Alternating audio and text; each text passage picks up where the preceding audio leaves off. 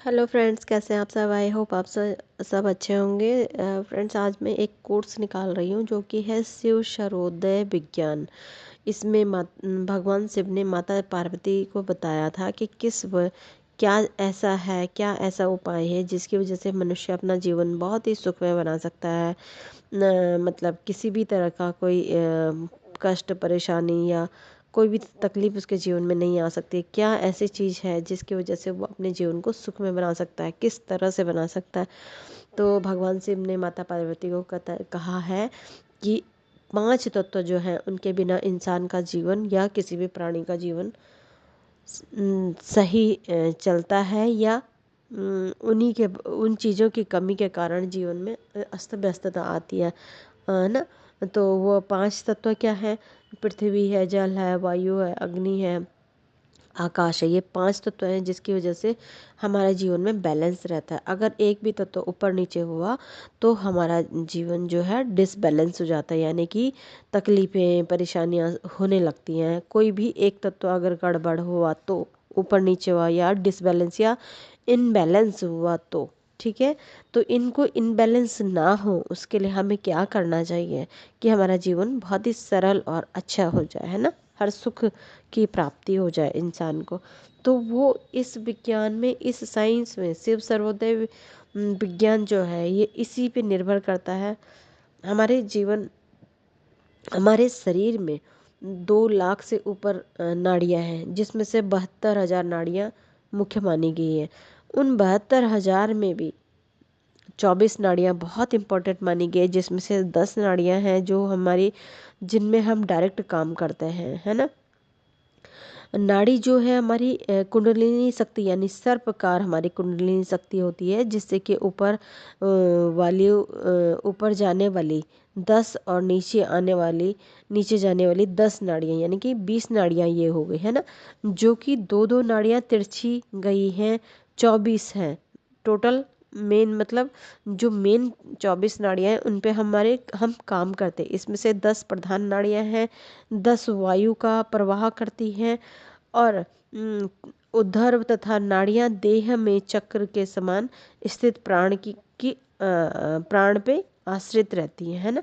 उन नाड़ियों को 10 नाड़ियाँ, उन नाड़ियों में जितनी भी नाड़ियाँ ये मैंने बताई उनमें से 10 नाड़ियाँ जो हैं श्रेष्ठ हैं, बहुत इम्पोर्टेंट है।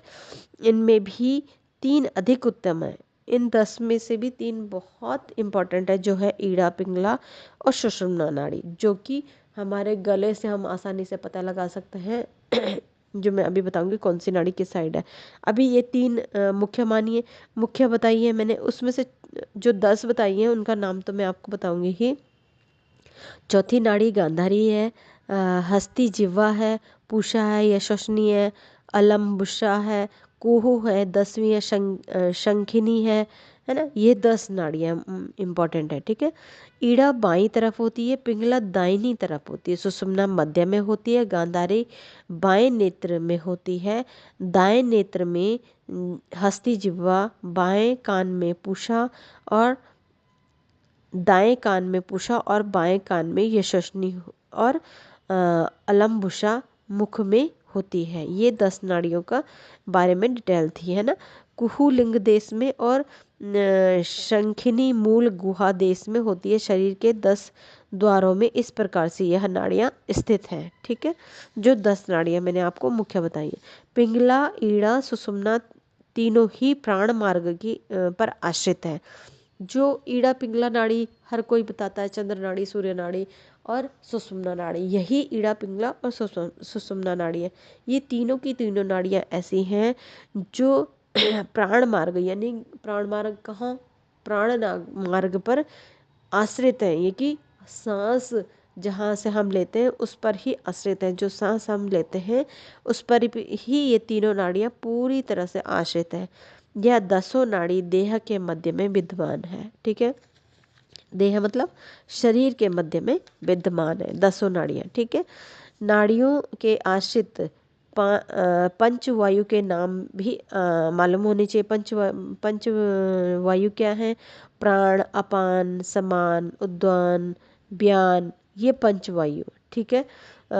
आगे मैं इसके बारे में नेक्स्ट वीडियो में बताऊंगी, इससे आगे मैं नहीं जाऊंगी। अब मैं आपको प्रैक्टिकल बताऊंगी कैसे हम काम करें इसमें, ठीक है। तो क्योंकि मैंने सुषुम्ना वो ईड़ा पिंगला सुषुम्ना के बारे में बात करी है, तो हम कैसे उसका प्रयोग अपने जीवन में करें वो हमें जानना बहुत ज़रूरी है, ठीक है। सांस या प्राण तत्व के बारे में कैसे करें, कैसे जानें, कैसे इसका प्रयोग करें। आपके जीवन में एक एक इच्छा पूरी होती है इससे। यह सब सर्वोदय विज्ञान पर निर्भर करता है। आप ये सारे वीडियो सुनेंगे तो आपको सर्वोदय विज्ञान का ज्ञान जरूर होगा। और सर्वोदय विज्ञान का अगर आप अनुसरण करते हैं, इसको अपने जीवन में उतारते हैं, तो आप जानेंगे कि आपने कितना अच्छा ज्ञान प्राप्त किया है अपने जीवन में, है ना। अगर आपको कोई कार्य नहीं बनता है, उसके लिए ये काम करेगा। अगर किसी कार्य को करने के लिए आप विफल होते हैं, उस पर भी ये काम करेगा। आपके शरीर की बीमारियों को दूर करेगा, आपके शरीर को स्वस्थ रखेगा, है ना। हम ओम नमः शिवाय का प्रयोग इसमें करते हैं, है ना। कैसे करते हैं, यह अभिमंत्रित हो जाता है जब हम इस पे प्रयोग करते हैं। सुबह जब सूर्य उग रहा होता है, मतलब जब सूर्य एकदम लाल रंग का हो रहा होता है, लाल बिल्कुल गोला दिखाई देता है, तो उस वक्त हम इसको, उस वक्त को क्या कहते हैं, ब्रह्म बेला भी कह सकते हैं इसको। फिर तब यह सूर्य अस्त के समय में भी जब ये गोला दिखाई देता है सूर्य का, उस वक्त भी ये कर सकते हैं। उसी तरह से जैसे कि सूर्य सुबह दिखता है लालिमा लिए हुए, उसी तरह से अस्त के समय भी लालिमा रहती है। तो सूर्य में उस वक्त इन सब चीज़ों को अगर करेंगे तो आपको जरूर इसका फल प्राप्त होगा। सबसे पहले सुखासन में बैठ जाएं या पद्मासन में बैठ जाएं या फिर साधारण से बैठ जाएं आप, ठीक है। अपने नाभि वाले हाथ के ऊपर दाहिना हाथ रखें, नाभि रखें, नाभि में दाहिना हाथ रखें, है। और दाहिने हाथ के नीचे बायां हाथ रखें, ठीक है। लंबी लंबी सांसें लें, 15 सांसें लें, लंबी लंबी। कैसे भी, जैसे कैसे सांस लेंगे और सांस ऊपर खींचेंगे तो पेट बाहर आएगा, सांस छोड़ेंगे तो पेट अंदर जाएगा, ठीक है। सांस ऊपर लेंगे तो पेट बाहर आएगा, सांस छोड़ेंगे तो पेट अंदर जाएगा। तो नाभि से इसे सांस लेना कहता है, ठीक है। इसे नाभि से सांस लेना कहेंगे। सांस जब लेंगे तो पेट बाहर आएगा, सांस छोड़ेंगे तो पेट अंदर जाएगा, ठीक है। इस तरह से आप 15 बार करेंगे। 15 सांस लेंगे, नाभि से नीचे हथेली दाहिनी रखेंगे, उससे नीचे बाईं हथेली रखेंगे। इस तरह से आपके हथेली ऊपर नीचे होनी चाहिए जब आप सांसों को लेंगे। इस बात को ध्यान से सुने, इसका प्रयोग इस तरह से करेंगे, ठीक है। 15 या 16 या 15 से 20 बार के बीच में आप इसको कर सकते हैं, ठीक है। 1 मिनट तक अब आँखें की पलकों को गिरने दें, यानी कि थोड़ा सा आप अब आँखों को थोड़ा सा नीचे करें और आप सीधे नाक के फर्स्ट पॉइंट पे, यानी कि नाक की जो पॉइंट होता है सामने पे, है ना, पीक पे, उस पे नज़र डालेंगे, ठीक है। लगातार 1 मिनट तक आप लगातार अपनी नाक की टॉप को देखेंगे, लगातार देखते रहें। तो उससे क्या होगा, देखते रहेंगे तो आपका ध्यान सीधे थर्ड आई पे आ जाएगा। जब आपका ध्यान थर्ड आई पे आ जाएगा तो आप अपनी आँखों को आज्ञा चक्र पे आ जाएगा। तो आपको आज्ञा चक्र पे जैसे ही आपका ध्यान आएगा वैसे ही आप आंखें बंद कर देंगे। अब आप क्या करेंगे, 5 बार जैसे आपने आंखें बंद करी, आप थर्ड आई पे, मतलब बंद करके आपके आंखें थर्ड आई पे आ गई है ना, ध्यान थर्ड आई पे आ गई है। अब आप क्या करेंगे, सांस लेंगे। सांस लेते समय पेट बाहर आता है, मैंने बताया अभी। और आप सांस लेंगे और 5 टाइम बोलेंगे ओम नमः शिवाय, ओम नमः शिवाय। मन मन में आपका ये चलेगा जब तक आपका 5 टाइम नहीं हुआ ओम नमः शिवाय बोलते हो। ओम नमः शिवाय, ओम नमः शिवाय, ओम नमः शिवाय, ओम नमः शिवाय, ओम नमः शिवाय। ये 5 टाइम आपका सांस लेते हुए हो गया। थोड़ा सा आप रुकेंगे, फिर आप सांस छोड़ेंगे, फिर वही आपके मन में चलेगा ओम नमः शिवाय, ओम नमः शिवाय, ओम नमः शिवाय, ओम नमः शिवाय, ओम नमः शिवाय, ओम नमः शिवाय। 5 टाइम आपका छोड़ते समय चलेगा। यही प्रक्रिया आप कितनी बार करेंगे, बार बार आप इसको दोहराएंगे और आपका ध्यान थर्ड आई पे ही रहेगा। आप 5 बार आप 5 बार ओम नमः शिवाय बोलेंगे, सांस ऊपर लेंगे और थोड़ा सा रोकेंगे, उसके बाद सांस को छोड़ेंगे, है ना। तो आप फिर से ओम नमः शिवाय आपके मन में चलेगा, उतना ही देर आपको उसको छोड़ने में लगेगी, ठीक है। आपकी आँखें आज्ञा चक्र पर ही रहेंगी, है ना। अब आप 5 बार ओम नमः शिवाय आपने बोल दिया, है ना, ऊपर लेते हुए नीचे लेते हुए, इस तरह से अब आप इस प्रक्रिया को सांस लेते हुए ऊपर को सांस लेंगे, ओम नमः शिवाय ओम नमः शिवाय, ये 5 बार बोलेंगे, थोड़ी सी सांस रोकेंगे, फिर छोड़ते समय भी आपकी ओम नमः शिवाय ओम नमः शिवाय ओम नमः शिवाय चलेगा। ये प्रक्रिया आपको 21 टाइम तक करनी होगी। कितनी बार? 21 टाइम तक करनी होगी, ठीक है।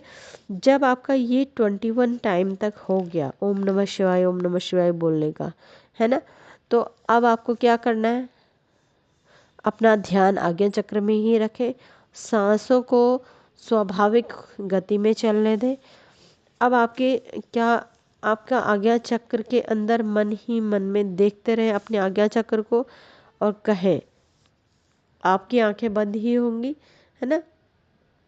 अब आप क्या बोलेंगे अपने मन में आज्ञा चक्र में देखते हुए, हे शिव, मैं सर्वोदय विज्ञान में उतरने जा रही हूँ, मैं सर्वोदय विज्ञान का अनुसरण करने जा रही हूँ, आप मुझे आदेश दें, आप और आशीर्वाद दें कि सर्वोदय विज्ञान मेरे जीवन में उतरे और फलित हो।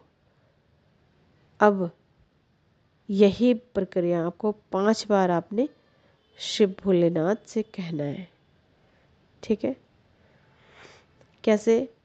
हे शिव, मैं सर्वोदय विज्ञान का अनुसरण करने जा रही हूँ, मैं सर्वोदय विज्ञान में उतरने जा रही हूँ, मैं सर्वोदय विज्ञान का अनुसरण करने जा रही हूँ, मुझे सर्वोदय विज्ञान में उतरने का आदेश दें, मुझे आज्ञा दें कि मैं सर्वोदय विज्ञान को अपने जीवन में उतारूं, सर्वोदय विज्ञान मेरे जीवन में फलित हो, सर्वोदय विज्ञान मेरे जीवन में उतरे और फलित हो। यही आपने 5 बार बोलना है। अब 3 बार गहरी सांस लें धीरे धीरे और आंखें खोल दें, ठीक है। ये थी पहले दिन का प्रयोग, ठीक है। तो इसे ज़रूर करें। हमारी सोच विचार, हमारे आसपास का जो भी वातावरण होता है, सब इसी सांसों पर ही निर्भर होता है, इसलिए इसका ध्यान रखें। अपनी सांसों के माध्यम से हम अपने प्राण यानी कि प्राण को अंदर लेते हैं। ये प्राण जो हम अंदर लेते हैं यही ब्रह्म है, ठीक है, यही हमारे लिए अमृत है। इसलिए अपने जीवन में ज़रूर शिव सर्वोदय विज्ञान को उतारें, इस प्रयोग को ज़रूर करें, ठीक है। सुबह ब्रह्म मुहूर्त में करें या फिर सुबह नहीं कर पाते तो शाम को ज़रूर करें, सूर्यास्त के टाइम जब सूर्य का लाल रंग का गोला रहता है उस वक्त ज़रूर करें। तो आज के लिए इतना ही। Thank you.